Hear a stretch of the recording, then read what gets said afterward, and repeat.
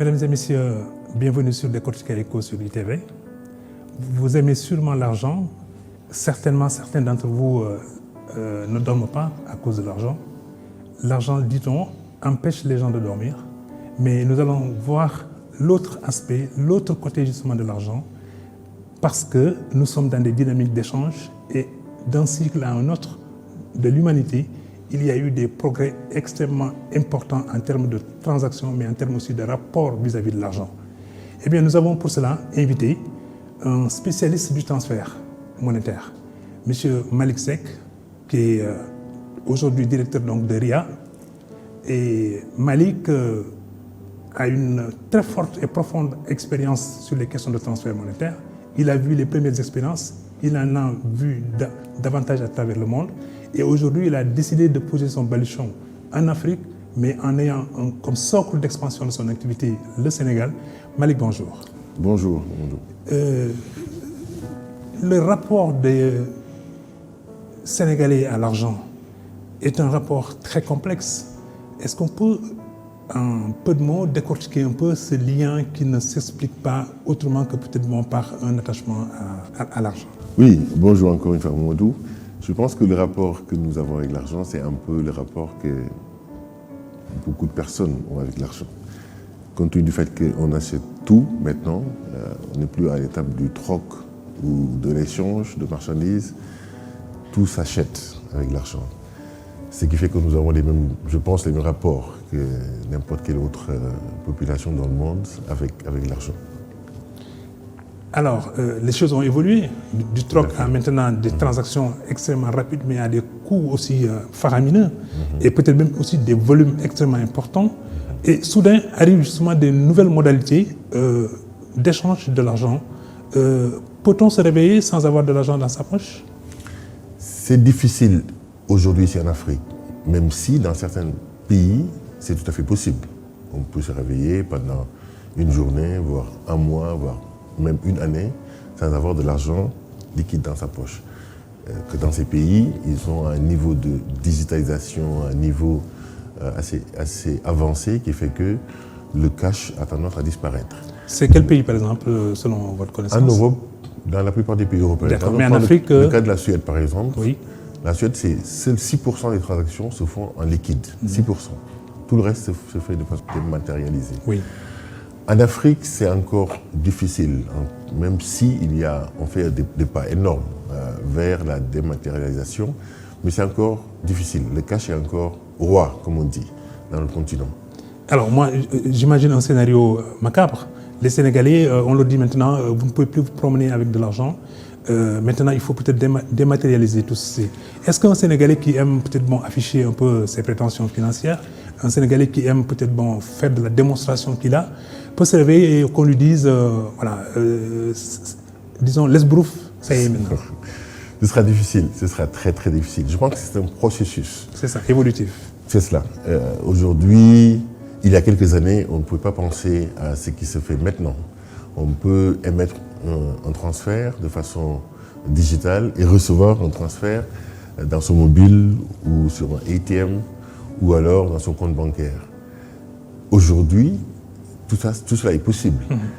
Mais à un moment donné de la journée, on a besoin de cash pour acheter soit du pain ou quelque chose avec lequel on ne peut pas acheter avec une carte. Mais je pense fondamentalement que d'ici quelques années, on pourra aller plus vite, avec une volonté politique bien sûr, parce que tout cela doit s'accompagner avec une volonté politique pour interdire un certain nombre de choses. Vous savez qu'en Europe, on ne peut pas payer en liquide plus de 100 €. 1000 €, je pense. Oui, 1000 €. C'est complètement interdit, sinon on tombe dans le délit.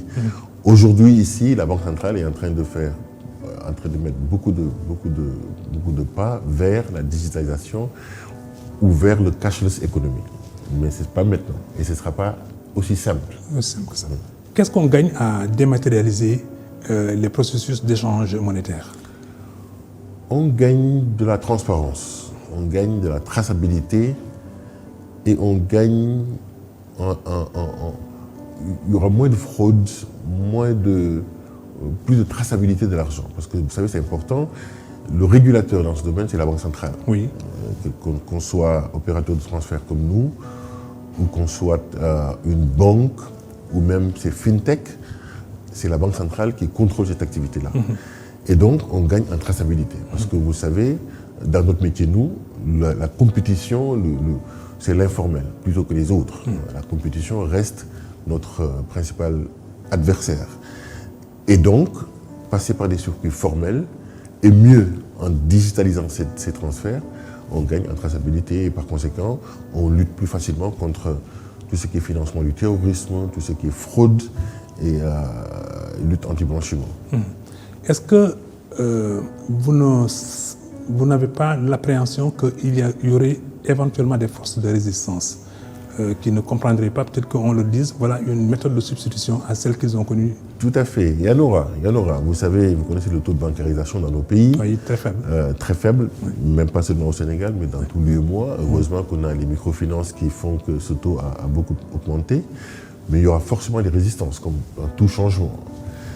C'est pour cela que je parlais tantôt d'une volonté politique. J'ai vu qu'il y a quelques années, je pense que les autorités ont interdit des paiements en billetterie pour plus de 100 000 francs, c'est un pas. Les salariés dans beaucoup de sociétés maintenant ont des comptes bancaires, on paye par virement et non pas en cash.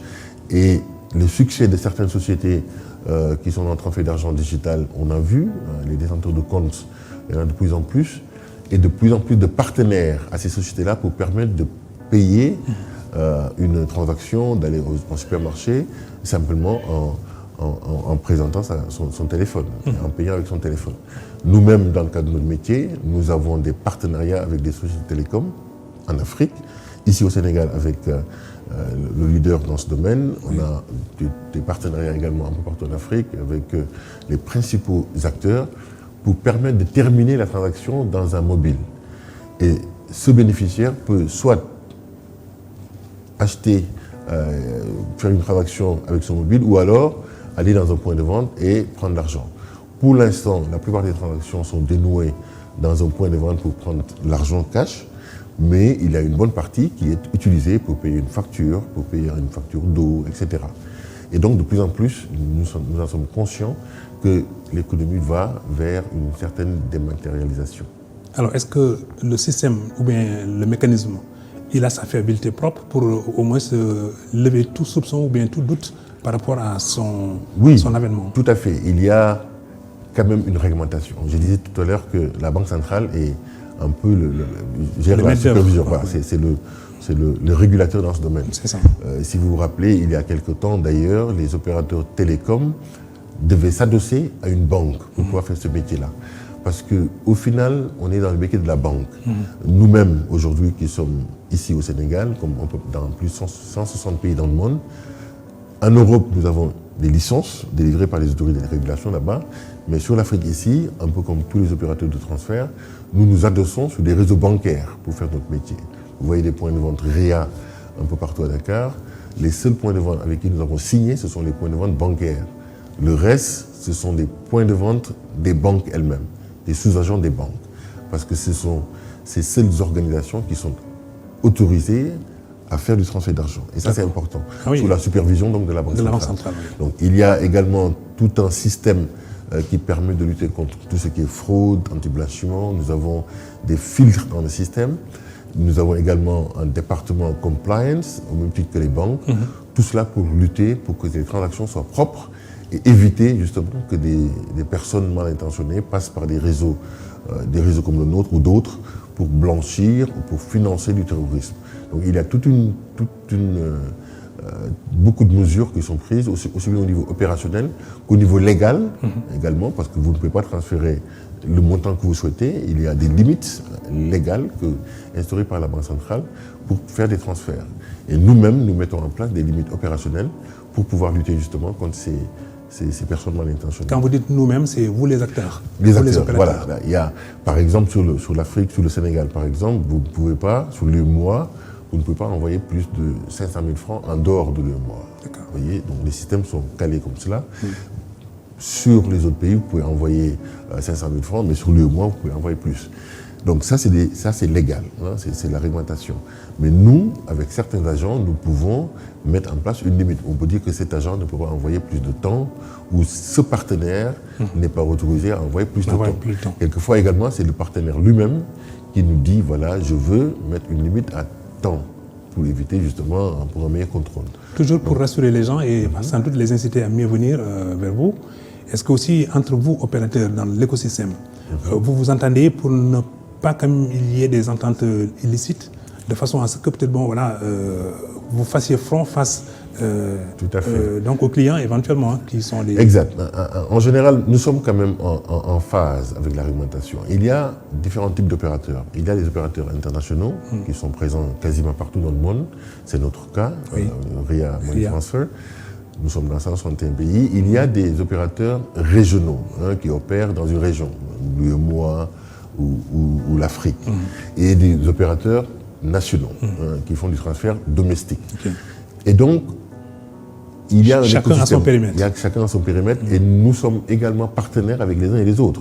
Aujourd'hui, sur le Sénégal, nous sommes partenaires, comme je le disais tout à l'heure, avec un opérateur de transfert local, télécom, qui termine nos transactions au Sénégal. Vous savez, les banques ont des points de vente assez limités. On parle de 5 points de vente sur 100 000 habitants en Afrique. Et donc, l'opérateur télécom permet donc d'aller plus loin, d'aller dans les zones reculées. Donc nous pouvons envoyer de l'argent à partir de la France, de New York, dans le monde, partout dans le monde, et que l'argent arrive sur un mobile. Et la personne peut aller dans un point de vente de cet opérateur ou de chez nous pour retirer l'argent.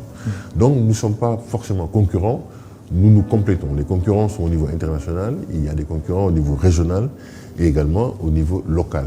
Mais nous, nos principaux concurrents sont ceux-là qui opèrent sur le marché mondial. Mais vos opérations sont tarifées.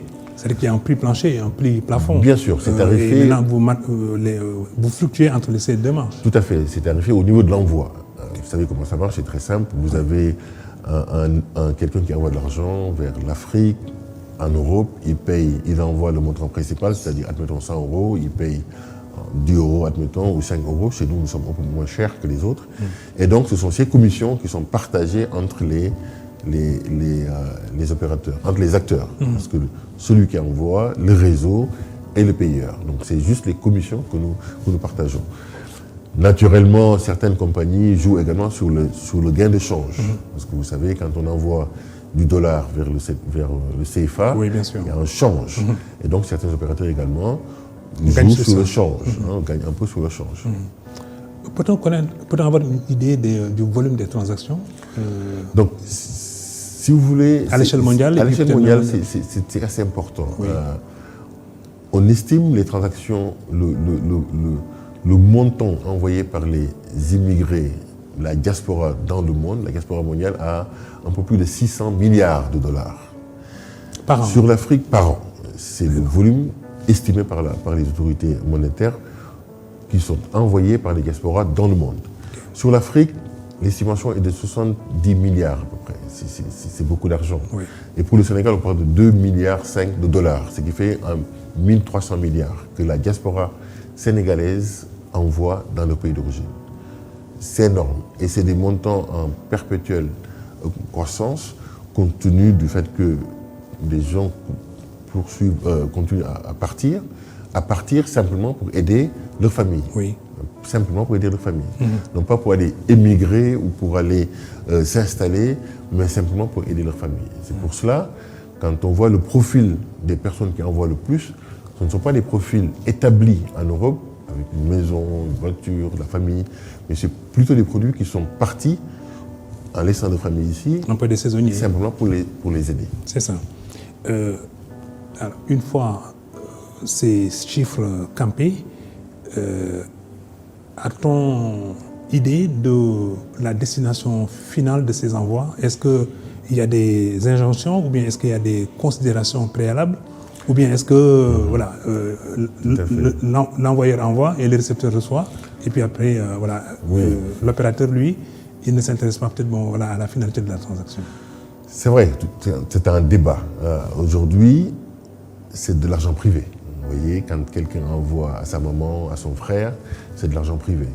on estime à 80% que cet argent est destiné à la consommation, 80%, et seulement 20% à l'investissement. On peut nuancer ces chiffres, parce que quand on envoie de l'argent pour l'éducation de ses enfants, c'est de l'investissement. Quand on envoie de l'argent pour l'assurance maladie de sa famille, on investit sur la santé. Tout à fait. Et donc, il y a beaucoup de mécanismes aujourd'hui qui sont en train d'être mis en place pour permettre de développer l'investissement par rapport à la diaspora. Parce que ce sont des personnes qui souvent, dont le seul rêve c'est de retourner chez eux et travailler chez eux. Et donc, nos autorités, ici comme dans beaucoup de pays, ont développé un certain nombre de mécanismes pour pousser la diaspora à investir. Il y a des pays où on vous dit, si vous investissez 1 franc, on vous donne 1 franc en plus. Les autorités même. C'est ça. Au Sénégal, il y a des fonds par rapport à la diaspora. Il y a même un ministère ou un secrétariat qui s'occupe de cet aspect-là. Et donc, c'est important que de les aider à pouvoir revenir et investir dans le pays. Parce que ces personnes sont parties, encore une fois, non pas pour aller s'installer là-bas, mais pour pouvoir gagner de l'argent, travailler et retourner chez eux. Accroître les revenus justement des familles. Pays, tout à fait. Mais l'idée sous-jacente, c'est de considérer que ces envois sont d'abord très conséquents, 90 milliards sur l'Afrique. Il y a des continents où effectivement ils ont créé ce qu'on appelle les fonds communs de placement, qui permettent sans doute peut-être de fructifier un peu ces mises de départ, oui, tout à fait. Mais qui permettent également de financer des chantiers, de financer justement des activités de développement à long terme, des infrastructures, des ponts, puisque la plupart justement viennent aussi sans doute des régions périphériques. Donc ils ont besoin d'avoir justement dans leur environnement des infrastructures de modernité. Tout à fait. Et du coup, s'il y a des ingénieurs, s'il y a des développeurs, s'il y a des spécialistes du marketing, de la communication, qui s'associent pour nous dire, mais cette manne financière, on peut la fructifier autrement, tout en rassurant les envoyeurs. Je pense que c'est une piste qu'il faut probablement explorer. Non, tout à fait. Vous êtes bien au fait donc, de la problématique. C'est vrai, il y a des banques, des pays qui ont mis en place des diaspora bonds, simplement pour pouvoir, comme vous dites, permettre de développer l'épargne et l'investissement. Il y a également, dans certains pays, où des infrastructures publiques ont été financées pour moitié ou pour la totalité par la diaspora. Je donne l'exemple de l'Éthiopie, où il y a des barrages qui sont complètement financés par la diaspora. Oui. J'ai moi-même été invité il y a quelques années au Zimbabwe par les autorités de l'Union africaine pour leur présenter un petit peu notre métier, pour que ces autorités puissent savoir un petit peu comment aider la diaspora à participer à des projets de financement public, à des financements de projets publics. C'était il y a quelques années. Et donc, c'est dire que tout le monde est plus ou moins intéressé pour pouvoir fructifier cet argent-là, ou aider justement ces diasporas à pouvoir revenir et investir. Parce que, comme je l'ai dit tout à l'heure, ils ne sont pas partis pour s'installer, ils sont partis pour travailler. Tout à fait. Et malheureusement, dans notre pays, il n'y a pas encore ce cadre de concertation, il n'y a pas encore cette conscience par rapport à la diaspora et comment trouver des politiques incitatives pour pouvoir aider ces personnes à venir investir. Je sais que nos autorités ont conscience de cela. J'ai même moi participé à certaines réunions avec un certain nombre d'autorités au niveau du gouvernement il y a quelques années. Mais reste encore qu'il y a beaucoup de pas à franchir pour pouvoir s'intéresser à cette diaspora et à cet argent, cette manne financière qui dépasse l'aide publique au développement. Tout à fait, parfaitement. Et même les idées, les investissements étrangers. Tout à fait. Mais il y a un aspect aussi, Malik, que je voudrais peut-être aborder avec vous. C'est souvent quand on lit les journaux et les faits divers, on s'aperçoit que certains immigrés, en envoyant de l'argent à un oncle, à une tante ou bien à un frère, après souvent il y a des conflits. Voilà, ils ne se comprennent pas et puis ça finit au tribunal ou bien peut-être dans des arbitrages un peu douloureux parce que la famille s'en subit ces à-coups-là. Mais je pense que si vous intervenez maintenant comme une modalité opérante qui permet de rassurer l'envoyeur, mais en même temps aussi qui permet de présenter sans doute à la famille destinataire de l'argent des possibilités autres de placer de l'argent, à mon sens, vous coupez court donc à ces rumeurs, mais en même temps, vous permettez peut-être à ces Sénégalais de l'extérieur, puisque vous le répétez assez souvent, qu'ils n'y sont pas installés définitivement, ils envisagent de revenir plus tard. Tout à fait. Donc quand ils envoient, ils ont envie de voir au moins comme il y a une épargne là. Et pour... Tout à fait. Non, encore une fois, vous connaissez bien la problématique, parce que c'est bien dit. Il y a quelque temps, nos compatriotes, quelquefois, envoient de l'argent à un oncle pour construire une maison. Quelques années après, notre compatriote arrive au Sénégal en vacances et il se rend compte qu'il n'y a pas de maison. Mais par contre, l'oncle, il y a un train de vie, etc. Bien sûr, à épouser une seconde femme. Etc. Donc ça c'était fréquent. Et c'est encore fréquent, malheureusement. Et donc nous, comment on les aide pour pouvoir pallier cela, c'est de les pousser à envoyer de l'argent dans leur compte bancaire. Vous savez, la plupart de la diaspora, la plupart de nos compatriotes disposent d'un compte ici, parce qu'il est plus sûr d'avoir un compte ici que quelquefois même en Europe où vous avez vu les crises financières qui font tomber des banques. Et donc, ils ont un compte ici et nous avons des produits et des services qui leur permettent d'envoyer de l'argent directement dans le compte. Et de plus en plus, on assiste à ce phénomène donc, de transfert vers compte. Un pays comme le Nigeria, à un moment donné, il y a quelques années, il y a 4 ans, avait sorti une directive pour imposer que tous les bénéficiaires de transfert d'argent ouvrent un compte bancaire. On ne pouvait plus payer de l'argent cash à partir au guichet. Donc, il fallait ouvrir un compte. Et donc les banques se sont organisées pour ouvrir des comptes assez rapidement, qui fait qu'aujourd'hui, plus de 70% des transferts vers le Nigeria, pour notre cas, c'est vers des comptes bancaires. Et donc au Sénégal, comme partout dans l'UEMOA également, nous avons mis en place des services pour permettre à la diaspora de s'envoyer directement de l'argent dans le compte bancaire. Dans le compte bancaire. Cela évite d'avoir des conflits familiaux, etc. Ou des conflits. Mais que vous disent-ils ces Sénégalais que vous rencontrez souvent au gré de vos déplacements? Est-ce qu'ils vous parlent de leur ressenti, de leur frustration ou bien de leur épanouissement en passant justement par vous? C'est des personnes ce sont des personnes qui sont très, très courageuses en général. Ils travaillent beaucoup, ils ne se reposent pas et leur seule motivation, c'est de pouvoir aider la famille. Nous voyageons un peu partout, dans la diaspora, en Europe, aux États-Unis, un peu partout. Et quand nous les rencontrons, la plupart donc souhaitent retourner, la plupart souhaitent construire une maison, investir. Et quand on est à l'étranger, ce n'est pas simple. Vous voyez, il y a eu beaucoup d'escroqueries dans ce domaine, des personnes qui ont ciblé la diaspora pour leur dire « Ok, je peux construire pour vous, etc. » Et ils se rendent compte qu'il n'y a rien. Et de l'investissement aussi, ils ont des partenaires, ils se rendent compte que c'est des escrocs. Et donc, ce n'est pas facile. C'est des personnes souvent que moi j'ai beaucoup d'estime pour eux et beaucoup d'admiration.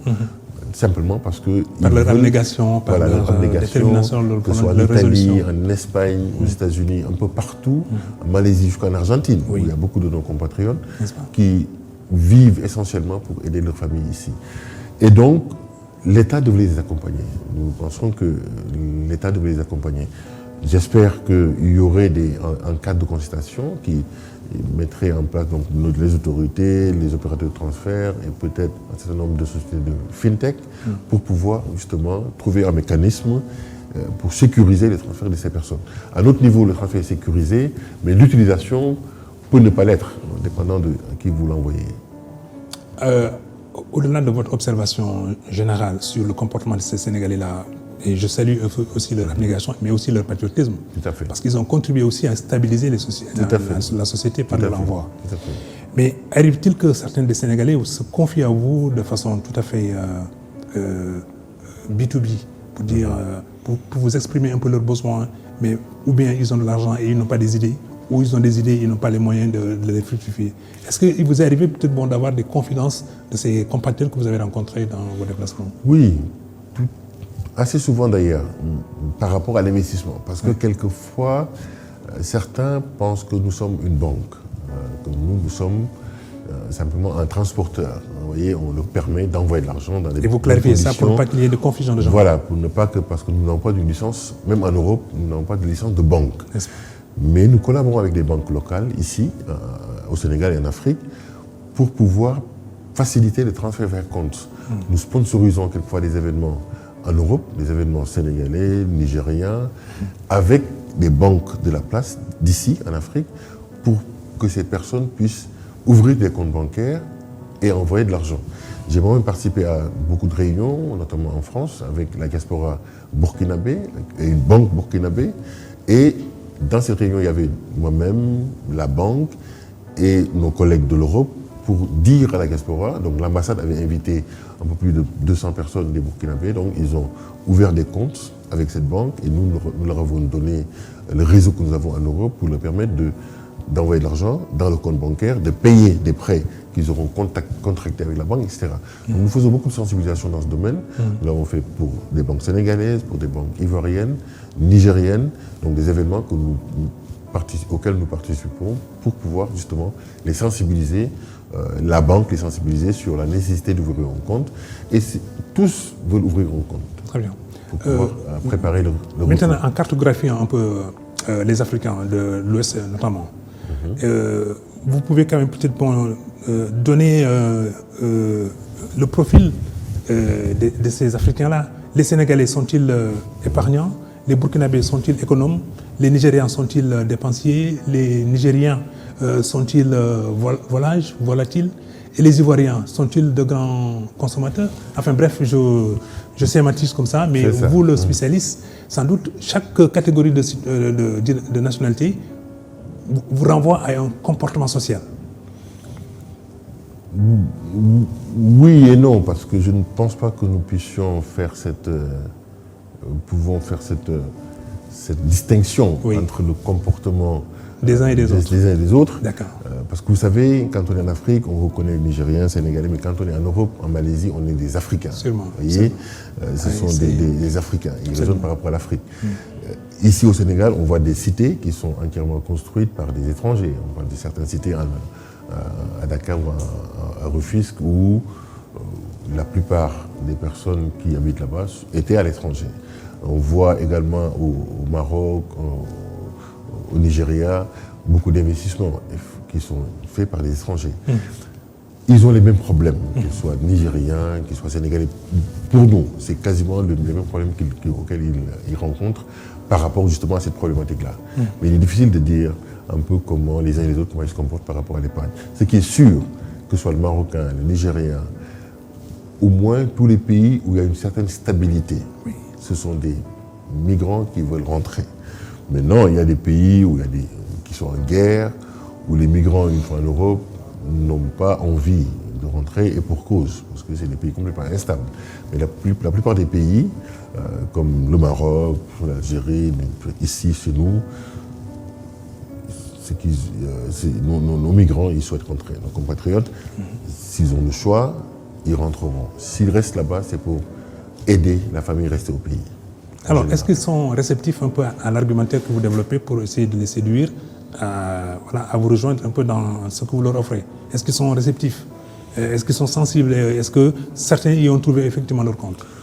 Vous savez, nous sommes des commerçants, nous faisons du business, donc nous agissons sur nos tarifs pour les amener. Nous sommes relativement moins chers que la concurrence et nous leur offrons, je veux dire, une palette de services. Ils peuvent faire du transfert directement dans le compte bancaire, dans un wallet, un mobile wallet. Oui. Ils peuvent transférer également dans un point de vente cash. Donc nous sommes un peu ce qu'on appelle une société qui fait nous faisons un peu du multi-channel, du multi-canal. Vous voyez. Donc on peut initier un transfert à partir de son mobile et le terminer dans un point de vente, ou l'initier à partir d'un point de vente réel en Europe et que ce soit rentré dans un wallet ou dans un compte bancaire. Vous voyez.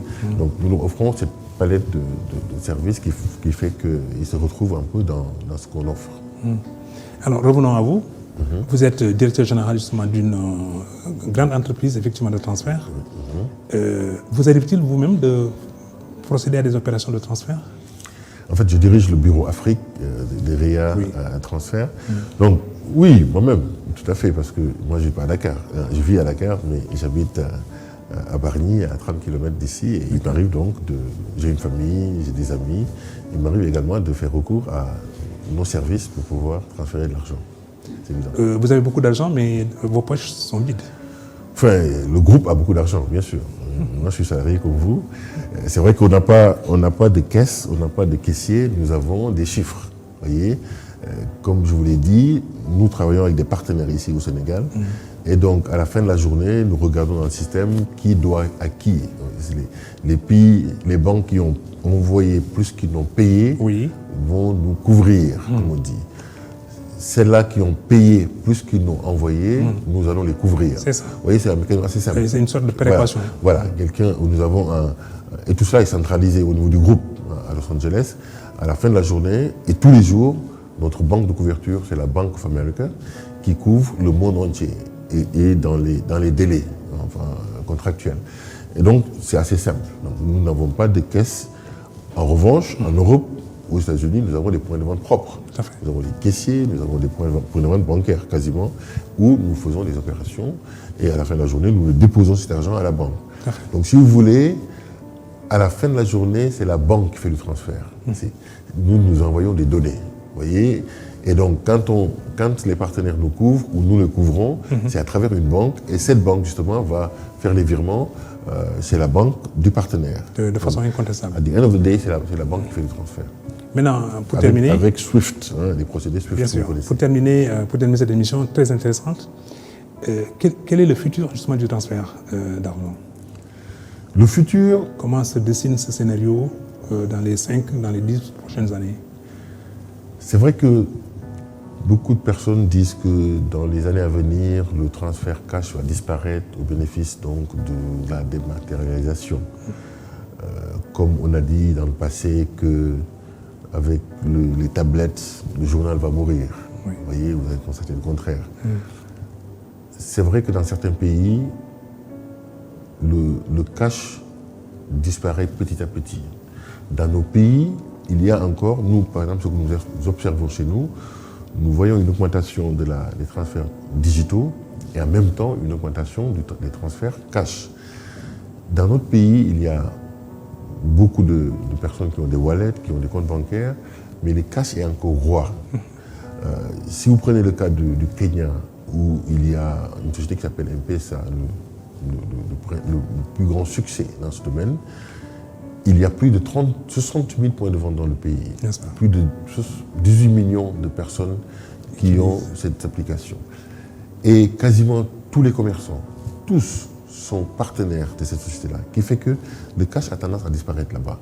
Chez nous, il y a des efforts qui sont faits par les opérateurs ici, de plus en plus, mais vous le constatez comme moi, que tout le monde, on ne peut pas payer avec son wallet partout. Mais de plus en plus, on peut payer nos factures de téléphone, de courant, d'eau, etc. Et j'espère bientôt, on pourra payer une baguette de pain avec cela. Et donc, nous, ça ne tuera pas le transfert, ça permettra à des sociétés comme nous de pouvoir se connecter de plus en plus avec ce type de société. Nous avons même, au sein de la société, une RIA digitale, dont la mission, c'est de développer justement ces applications qu'on a en Europe, un peu partout, pour pouvoir permettre aux personnes de transférer avec leur mobile. Donc c'est un écosystème. Très bien. Ainsi, pour enfin décortiquer ECO, qui avait le plaisir de recevoir justement un homme spécialiste des questions de transfert monétaire, d'argent donc, et qui nous a expliqué, sans doute, vous êtes nombreux à être riches ce soir, parce que simplement, M. Seck vous a exploré les voies et vous a identifié sans doute les créneaux porteurs. Eh bien, M. Seck, bonsoir. Merci. Et merci beaucoup. Merci beaucoup et bonsoir.